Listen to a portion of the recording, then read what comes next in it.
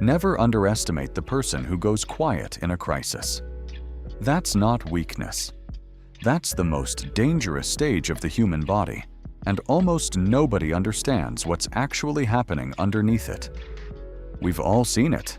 Someone gets attacked, or scared, or pushed into a corner, and instead of fighting back or running, they just freeze. No scream, no swing, nothing. And we call that person weak. We assume the loud ones, the ones who fight right away, are the strong ones. But that assumption is wrong, and it's wrong in a way that's actually gotten people killed because they picked the wrong target based on what they saw in the first 3 seconds. By the end of this video, you're going to understand exactly why the body freezes, why that freeze isn't weakness at all, and what happens in the seconds right after it, when the body flips a switch that most people never even know they have. Let's set up the problem first, because this is where almost everyone gets it backwards, and where most attackers, bullies, and even predators make the exact same costly mistake. We think survival instincts are supposed to look impressive. Fighting looks strong, running looks smart, freezing looks broken, like the system failed. So when someone freezes up during a threat, we read it as proof they can't protect themselves. Predators think this, attackers think this, bullies think this. And that assumption is exactly the trap, because freezing isn't the system failing. It's the system doing something specific, on purpose, and it's one of the oldest survival tools your body has.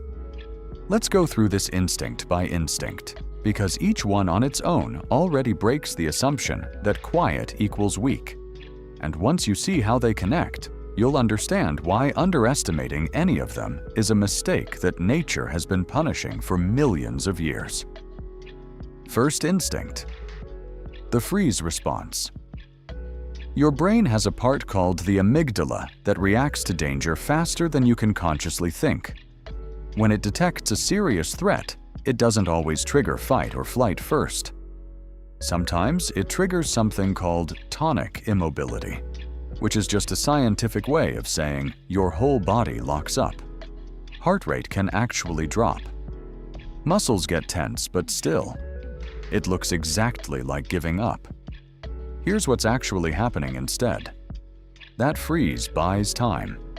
It's the brain doing a rapid risk calculation, scanning the situation for the safest next move, while also making you a less obvious target to a predator that's wired to notice movement first. In the animal world, this is incredibly common, and it's not weakness, it's strategy. An opossum doesn't decide to fake being dead. Its body forces it into a state that looks and even smells like death, complete with a drop in heart rate and a foul-smelling fluid that mimics decay. Most predators lose interest immediately because a lot of them are built to hunt live, moving prey, not to investigate something that already looks and smells rotten. The opossum isn't being brave or being a coward. Its body is running older survival code than fighting ever was. Humans run a version of this same code. Survivors of serious attacks often describe freezing completely, and for years, many of them carried shame about it, assuming they should have fought back. But when researchers actually studied this, they found the freeze response is completely involuntary. It's not a decision. It's a hardwired circuit that some brains trigger under extreme threat, especially when fighting or running isn't clearly going to work. Studies on assault survivors have found that a very large share of them report this exact experience, a total inability to move or speak during the attack, even though they desperately wanted to. Some describe it almost like watching themselves from outside their own body. For a long time, that got misread by everyone around them, including police, doctors, and even the survivors themselves, as a sign they didn't resist enough. But the research points somewhere else entirely. The body wasn't failing to act. It was running a very old, very specific program that decided freezing gave the best odds in that exact moment, based on signals we're not even consciously aware of. The freeze isn't the end of the story. It's the first stage. Second instinct, disgust. This one gets underestimated even more because disgust feels like a small, almost embarrassing reaction. Gagging at a smell, recoiling from something rotten, feeling your stomach turn at the sight of mold on food. We treat this like a minor annoyance instead of what it actually is, which is a full defense system built entirely around keeping poison and disease out of your body. Think about what disgust actually protects you from. Spoiled meat carries bacteria that can kill you. Moldy food can carry toxins. Your liver can't always process fast enough. Rotting flesh spreads disease. Your brain doesn't wait for you to reason your way through any of that. It just floods you with a wave of revulsion strong enough to make you physically recoil. And if you do end up swallowing something bad, that same system can trigger vomiting almost immediately, forcing the threat back out of your body before it gets absorbed. That gag reflex people joke about is a genuine emergency shutdown switch. It has ended actual poisonings early enough to save lives, simply because the body reacted faster than the mind could process what was happening. And disgust doesn't stop at food. Humans also feel it towards certain faces, certain behaviors, certain social situations, and that's not random either. Researchers link a lot of social disgust to disease avoidance too. An old instinct to stay away from people or situations that historically carried higher risk of infection or harm.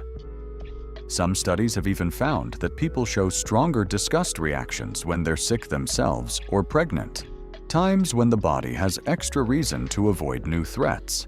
It feels like a personality quirk. It's actually a survival algorithm running quietly in the background of almost every decision you make, from what you eat to who you trust in a room full of strangers. Third instinct, adrenaline-driven strength. This is the one that really breaks the assumption that quiet, ordinary-looking people are the safe ones to underestimate. When your body detects a life or death threat, it can release a surge of adrenaline so large that it temporarily overrides your normal physical limits. Under everyday conditions, your muscles are held back by built-in safety limits. Essentially, a soft cap your nervous system uses to stop you from tearing your own tendons or fracturing your own bones during normal effort. Adrenaline can temporarily loosen that cap. There are well-documented medical cases of people performing feats under extreme adrenaline that seem almost impossible under normal conditions, lifting weight far beyond what their muscles should be able to handle in a calm state, running faster, striking harder, holding on longer than their bodies would ever allow on an ordinary day. This is the part attackers and bullies almost never calculate for. They look at someone who's smaller, quieter, or who froze up completely 30 seconds earlier, and they assume that person has nothing left to give. But adrenaline doesn't care what someone looked like a moment ago. Once it floods the system, size and quietness stop being reliable predictors of anything. The exact same nervous system that just froze completely can, seconds later, trigger a burst of force that the person themselves usually can't even remember afterward, because adrenaline at that level also disrupts memory formation in real time. Doctors who study this call it a stress response cascade, and part of what makes it so dangerous to underestimate is how fast it switches on.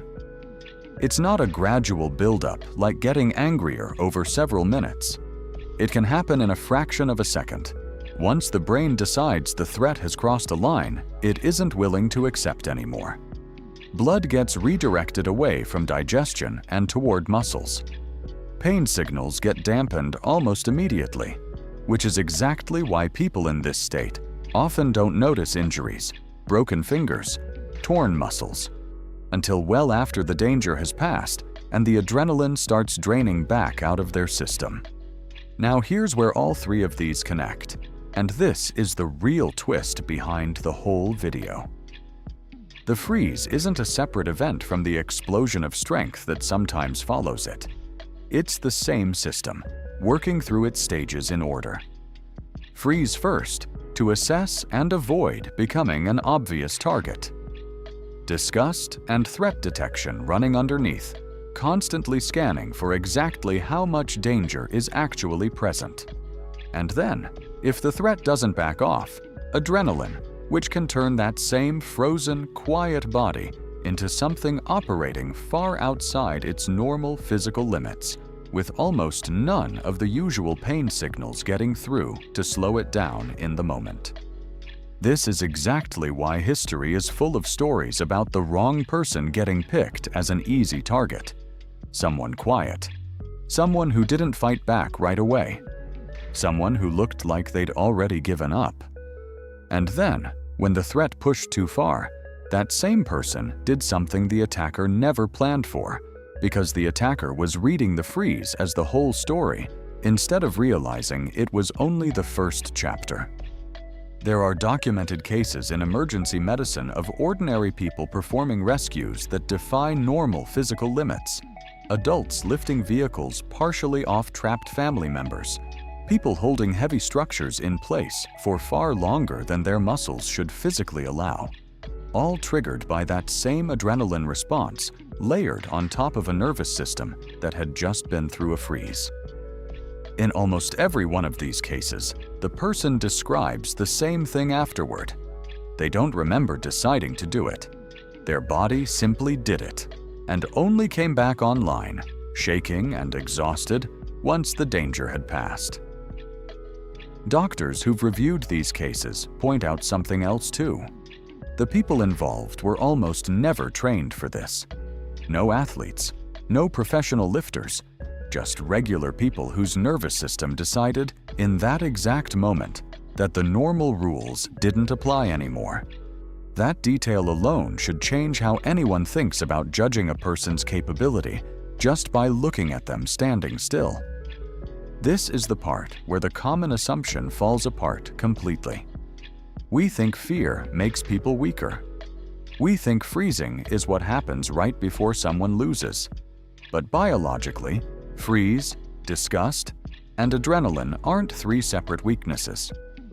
They're three stages of the exact same defense system, built by evolution over millions of years, specifically to protect something that looks vulnerable for exactly as long as it needs to, and then respond with far more force than anyone watching would have predicted. So the real danger was never the person who reacts loudly and immediately. Loud reactions are visible, predictable, easy to read. The real danger is the system running quietly underneath someone who looks like they've already stopped fighting, because that system isn't broken. It's calculating. And when it decides the threat has gone too far, it doesn't ask permission. It just responds using strength, speed, and a total disregard for pain that the person themselves usually can't explain afterward. Every time someone underestimates that quiet freeze as the whole story, they're skipping straight past the two stages that actually matter most.